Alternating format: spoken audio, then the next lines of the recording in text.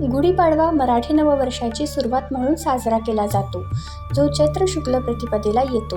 हा दिवस प्रभू श्रीरामाचे अयोध्येत आगमन, ब्रह्माजींनी सृष्टीची निर्मिती करणे आणि शालिवाहन राजाच्या विजयाचे प्रतीक आहे. या दिवशी घरात चैतन्य आणण्यासाठी गुढी उभारली जाते आणि हे 3.5 मुहूर्तांपैकी एक शुभ मुहूर्त मानले जाते. नमस्कार मित्रांनो, मराठी नवीन वर्ष म्हणजेच गुढीपाडव्याच्या तुम्हाला सर्वांना खूप खूप शुभेच्छा. तुम्ही कधी विचार केला आहे का की या दिवशी आपण घराबाहेर गुढी का उभारतो? पुरणपोळी आणि श्रीखंडापलीकडे या सणाचा खरा अर्थ आणि इतिहास काय आहे? आजच्या व्हिडिओमध्ये आपण जाणून घेऊया. गुढीपाडवा साजरा करण्यामागे अनेक पौराणिक आणि ऐतिहासिक कारणे आहेत.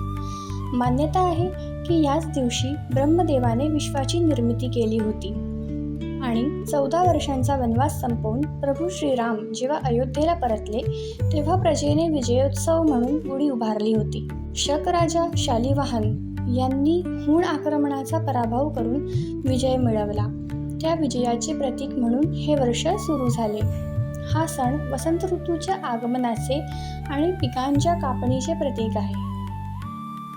गुढी म्हणजे विजय पताका.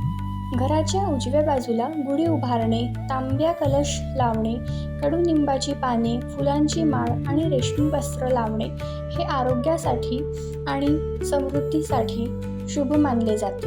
वाईट शक्तींना दूर ठेवून घरात सकारात्मकता आणते. त्यामुळे मित्रांनो, गुढीपाडवा हा केवळ सण नाही तर निसर्गाशी जोडले जाण्याचा आणि विजयाचा उत्सव आहे. तुम्हाला हा व्हिडिओ आवडला असेल तर लाईक करा, शेअर करा आणि चॅनलला सबस्क्राईब करायला विसरू नका. पुन्हा एकदा सर्वांना नवीन वर्षाच्या शुभेच्छा. पाडवा पाडवा लोभ वाढवा.